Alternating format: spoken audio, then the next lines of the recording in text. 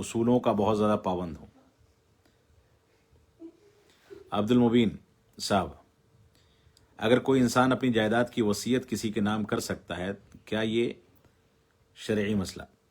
देखिए, अपनी जायदाद की वसीयत इंसान कर सकता है, लेकिन ये वसीयत वारिसीन के हक में नहीं की जा सकती। जिन लोगों को बाद में हिस्सा मिलना है, मिसाल के तौर पे बाप अपने बच्चों के हक में वसीयत नहीं करेगा, क्योंकि बच्चे तो वारिस हैं, तो उनको शरई हक मिलना है। अब वसीयत का जहाँ तक मसला है कि अपनी जायदाद में से कुछ वसीयत कर सकता है कि नहीं, तो इस सिलसिले में सही बात यह है कि वो अपनी जायदाद में से 1/3 वसीयत कर सकता है, उससे ज़्यादा नहीं कर सकता। 1/3 वसीयत कर सकता है, उससे ज़्यादा नहीं कर सकता। और अल्लाह के रसूल फरमाते हैं कि 1/3 भी ज़्यादा है। और हदीस है कि इंसान अपने बच्चों को गरीब और लाचार छोड़े, इससे बेहतर है कि उनको खुशहाल छोड़े। इस वजह से वसीयत करने से पहले 1/3 के बाद अगर बच्चों के हक में कम बच रहा है या उनके लिए परेशानी खड़े होने का खदशा है, तो उसको और कम कर देना चाहिए। वसीयत अच्छी बात है, लेकिन वसीयत की वजह से वारिसीन अगर महरूम हो रहे हैं तो ये चीज़ अच्छी नहीं है। अबू यहया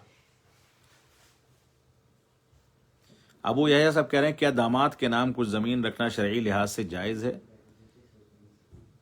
कि नहीं? अगर है तो कैसे?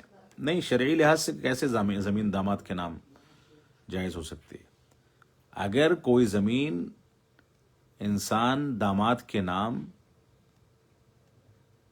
हिबा कर रहा है, मिसाल के तौर पर अपनी लड़की को दे रहा है लेकिन दामाद के नाम पर दे रहा है, तो जितने दामाद हैं सबको बराबर बराबर या सारी बच्चियों को बराबर बराबर हिबा करना होगा,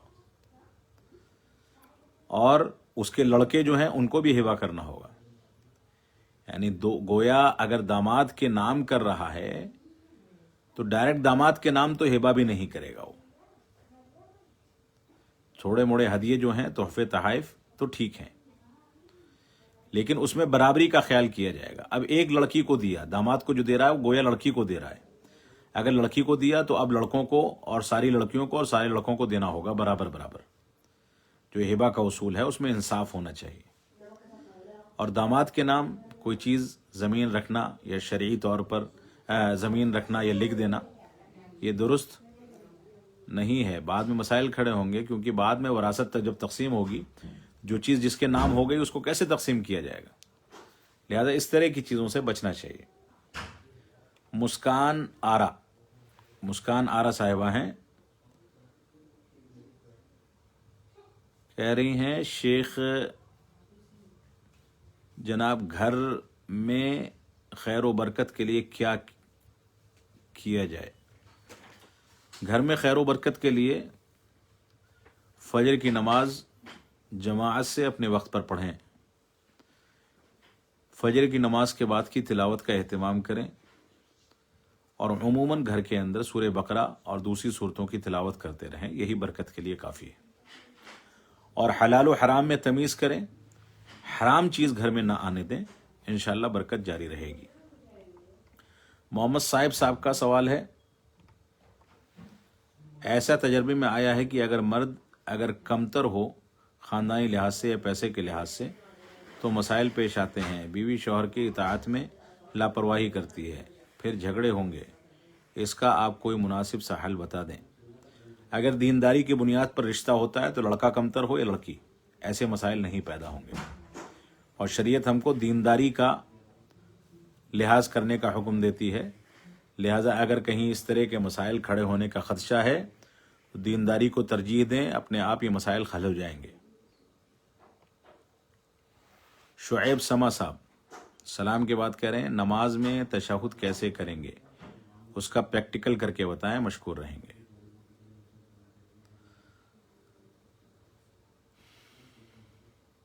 नमाज में तशहुद 2 तशहुद होता है।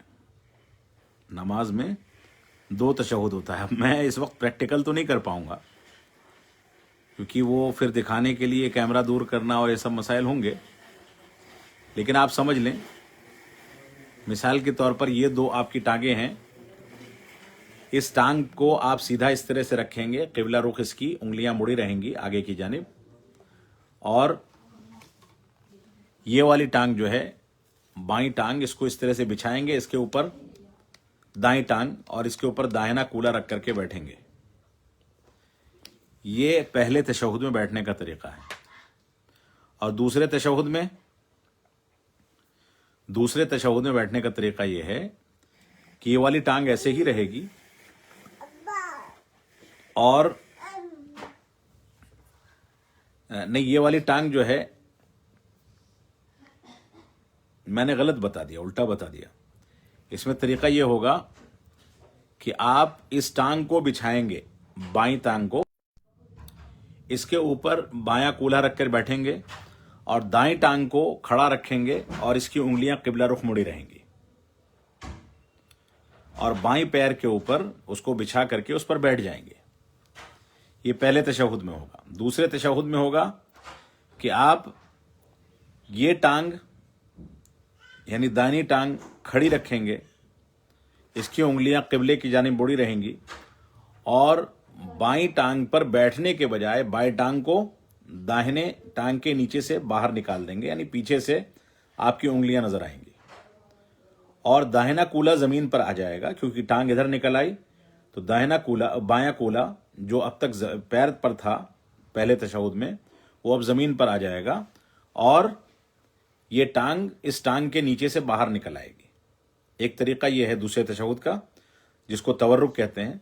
और दूसरे तशहुद का यानी तवर्रुक का एक तरीका यह है कि इस पैर को भी ऐसे बिछा दें और इस पैर को इसके नीचे रखें, यानी दोनों पैर बिछे रहें, इसमें भी कोई हर्ज की बात नहीं है। यूनुस राठर साहब का सवाल है, क्या कद्दू की फजीलत में कोई हदीस है, मौजूद है? अहादीस में कद्दू का तस्करा मिलता है, लौकी, कद्दू, घिया जिसको कहा जाता है, कि अल्लाह के रसूल सल्लल्लाहु अलैहि वसल्लम को बहुत पसंद था। गोश्त में कद्दू डाल करके बनाने का रिवाज अरबों में तब भी था, आज भी है।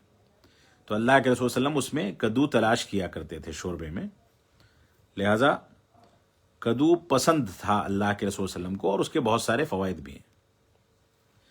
लिहाजा उस पसंदीदगी की वजह से बहरहाल उसकी फजीलत होगी। अलग से कोई फजीलत मेरे जहन में नहीं है, लेकिन अल्लाह के रसूल को पसंद था और आपकी पसंदीदगी की वजह से उसकी फजीलत यही इतनी काफ़ी है। अगला सवाल ला तहज़न कोई हैं, सलाम कर रहे हैं, जज़ाकल्लाह खैर कह रहे हैं और उसके बाद कह रहे हैं आपका जुमा का खुतबा बहुत अच्छा था। अल्लाह का शुक्र है, अल्लाह ताला आपको और हम सब को उस पर अमल करने की तौफीक अता फरमाए। आसिफ रैयान मेवाती साहब कह रहे हैं, शुक्रिया शेख मोहतरम, आप हमारे लिए अपना कीमती टाइम निकाल कर सारे सवालों का हल करते हैं। बहरहाल आप लोग दुआ करें, अल्लाह ताला इस पर कायम रखें। अताउल्लाह